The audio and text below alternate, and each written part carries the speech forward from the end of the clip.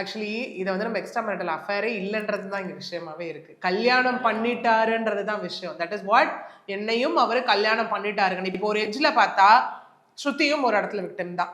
Okay, ஒய்ஃபா இருந்து இவ்வளோ விஷயத்தை அவங்க ஃபேஸ் பண்ணிக்கிட்டு இருக்காங்க, கூட நிப் பண்ணுறாங்க, வேர்ல்டே அகேன்ஸ்டாக இருந்தாலும் கூட நிப் பண்ணுறாங்க, அதெல்லாம் ஓகே.